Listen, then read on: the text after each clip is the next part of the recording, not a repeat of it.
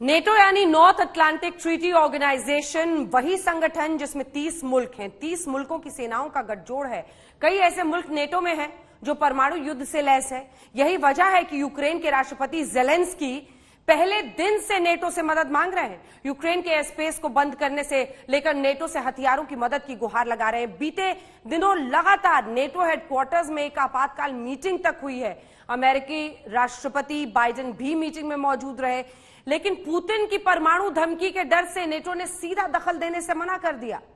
अब सवाल है कि अचानक ऐसा क्या हुआ कि नेटो ने अपना फैसला पलट दिया। ऐसा क्या हुआ कि चेक रिपब्लिक नेटो का पहला मुल्क बन गया जिसने यूक्रेन को सैन्य मदद का वीडियो प्रमाण डंके की चोट पर जारी कर दिया। देखिए,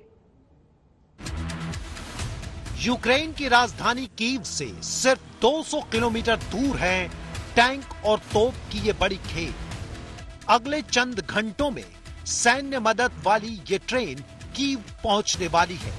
कुछ डिफेंस एक्सपर्ट मानते हैं जैसे ही चेक रिपब्लिक की तरफ से कीव भेजी गई ट्रेन प्लेटफॉर्म पर पहुंचेगी, ठीक उसी के कुछ घंटों के बाद रूसी लड़ाकू विमान विनाश वाला वार शुरू कर सकते हैं।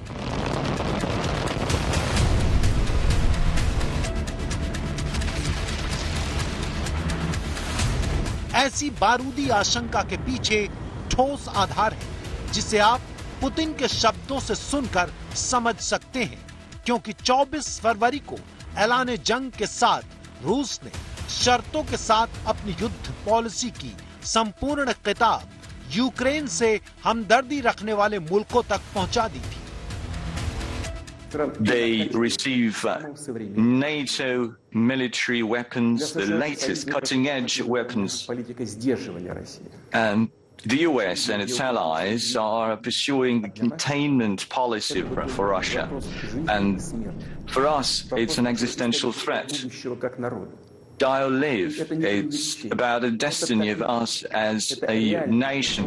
It's no exaggeration. It's a real threat to our interests and to our very existence, to our sovereignty, the existence of our state. That's the red line that I've mentioned earlier very often. And they've crossed that line. I've taken the decision to conduct a special military operation. Its purpose is to protect people who have been subject to abuse and genocide by the Kiev regime for 8 years. And to do this, we will strive to demilitarize and denazify Ukraine. Ukraine की राजधानी Kyiv पर बमबारी की तस्वीरें हैं। ये दृश्य Mariupol में बर्बादी और तबाही का मंजर है।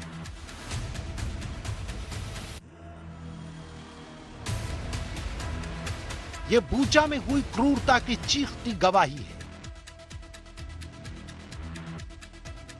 युद्ध भूमि में इतना कुछ हो गया, लेकिन सुपर पावर अमेरिका हो, ब्रिटेन हो, फ्रांस हो, जर्मनी हो या फिर नाटो, यूक्रेनी सेना को छोड़कर किसी ने पुतिन का रास्ता रोकने की हिम्मत नहीं दिखाई। Що ви цінуєте? Але НАТО ще належить показати, що Альянс може зробити для порятунку людей, показати, що це дійсно найпотужніше оборонне об'єднання в світі. І світ чекає, і Україна дуже чекає. Чекає реальних дій, реальних гарантій безпеки від тих, чиє слово варте довіри і чиї дії можуть зберігати мир по-справжньому. Пропозиції всі на столі, наші потреби на столі, мир потрібен нам негайно. Відповіді тільки за вами. Я дякую тим, хто нам допомагає. Дякую вам. ये पहली बार है जब नाटो मुल्क के मेंबर चेक रिपब्लिक ने न सिर्फ पुतिन को सीधा चैलेंज दिया है, बल्कि नाटो मुल्कों के दूसरे सदस्यों को युद्ध में कूदने का सीधा आमंत्रण भेज दिया है। पुतिन के खिलाफ आमंत्रण पत्र सरल शब्दों में समझे तो जो काम अमेरिका और ब्रिटेन जैसे शक्तिशाली मुल्क नहीं कर सके, वही एक छोटे से मुल्क चेक रिपब्लिक ने कर दिया। यूक्रेन को टैंक और तोप भेजकर नाटो मुल्कों को यही संदेश दिया है कि जो डर गया समझो मर गया, यानी खुल्लम खुल्ला ऐलान कर दिया कि अब नाटो को रोक सको तो रोक लो। यह फैसला कितना बड़ा है आप तभी समझेंगे जब यूक्रेन को सैन्य मदद के सवाल पर अमेरिकी राष्ट्रपति बाइडेन के जवाब में बोले गए एक एक शब्द को गहराई से पढ़ेंगे। Our forces are not engaged and will not engage in the conflict with Russian forces in Ukraine. Our forces are not going to Europe to fight Ukraine. Biden के इस बयान के पीछे पुतिन एंड कंपनी की एटमी धमकी का डर है। ये पूरी दुनिया को पता है कि पुतिन के परमाणु हथियार हमले के लिए तैयार हैं। इधर पुतिन का ऑर्डर आएगा और उधर एटमी युद्ध शुरू हो जाएगा। तो क्या पुतिन के पास अब कोई दूसरा विकल्प नहीं है? क्या युद्ध में नाटो की एंट्री पर पलटवार करेंगे पुतिन? क्या यूक्रेन पर एटम बम से हमला करेंगे पुतिन, या फिर किसी नाटो मुल्क पर एटम बम गिरा देंगे पुतिन? पुतिन का अगला कदम विश्व युद्ध की शुरुआत होगा। प्यारे साथियों, न केवल पश्चिमी देश हमारे देश के खिलाफ आर्थिक लिहाज से दुश्मनी भरा कदम उठा रहे हैं, यानी अवैध पाबंदियां लगा रहे हैं, नाटो देश के नेता भी भड़काऊ बयानबाजी कर रहे हैं। इस वजह से मैंने रक्षा मंत्री और सेनाध्यक्ष को रूसी सेना के डिटरेंस फोर्स को हाई अलर्ट पर रहने का हुक्म दिया है। सोचिए, पुतिन तो पुतिन रूस के संतरी से लेकर मंत्री तक परमाणु युद्ध की धमकी दे रहे हैं, लेकिन यूक्रेन लगातार पलटवार की बात कर रहा है। जेलेंस्की का कॉन्फिडेंस लेवल बहुत हाई है। По наших підрахунках 63 471 людина. Але ж ми знаємо, що відновлювати треба більше і більше, значно більше. Тож розказуйте, будь ласка, усім, кому це потрібно, про таку державну програму, важливу програму. Вже скоро можливість подавати заяви запрацює і офлайн, у ЦНАПах, у звичному для багатьох українців режимі. Що б там не було, ми всі маємо думати про майбутнє, про те, якою Україна буде після цієї війни, як ми. तो क्या एटमी युद्ध के लिए अब जेलेंस्की और उनके सहयोगी तैयार हैं? कुछ एक्सपर्ट इसे युद्ध को लंबा खींचने की रणनीति से जोड़कर देख रहे हैं। युद्ध का लॉन्ग टर्म प्लान, मतलब ये कि युद्ध को लंबा खींचा जा रहा है ताकि रूस के परमाणु हमले का जवाब देने की तैयारी की जा सके। यूक्रेन पर अगर रूस ने परमाणु प्रहार किया तो पलटवार के लिए यूक्रेन तैयार है। रूस को चक्रव्यूह में घेरने के लिए पूरी व्यूहरचना की गई है, यानी अब दोनों तरफ से वार और पलटवार होगा।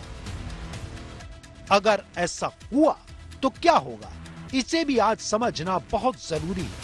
अगर चंद घंटों के बाद नौबत नाटो बनाम रूस की आई तो क्या होगा, सैन्य ताकत के आंकड़ों से समझिए। नाटो देशों के पास 54,05,700 सैनिक हैं, जबकि रूस के पास 13,050 सैनिक हैं। नाटो देशों के पास सक्रिय सैनिकों की संख्या 33,66,000 है, जबकि रूस के पास एक्टिव सोल्जर्स की तादाद 8,50,000 है। नाटो देशों के पास पैरामिलिट्री यूनिट्स की संख्या 7,38,700 है, जबकि रूस के पास पैरामिलिट्री यूनिट्स की संख्या 2,50,000 है। नाटो देशों के पास 20,723 एयरक्राफ्ट हैं, जबकि रूस के पास 4,173 एयरक्राफ्ट हैं। नाटो देशों के पास ग्राउंड अटैक एयरक्राफ्ट 1,048 हैं, जबकि रूस के पास ग्राउंड अटैक एयरक्राफ्ट 739 हैं। नाटो देशों के पास टैंकर एयरक्राफ्ट 678 हैं, जबकि रूस के पास टैंकर एयरक्राफ्ट महज 20 हैं। नाटो देशों के पास 8,485 हेलीकॉप्टर हैं, जबकि रूस के पास 1,543 हेलीकॉप्टर हैं। रूस के सामने नाटो देश बहुत ज्यादा ताकतवर हैं और कहीं न कहीं अब नाटो देश खुल्लम खुल्ला सैन्य मदद के संकेत भी दे रहे हैं। यूं समझिए, चेक रिपब्लिक द्वारा भेजे गए टैंक तो सिर्फ ट्रेलर हैं, परमाणु युद्ध वाली पिक्चर अभी बाकी है। Bureau report.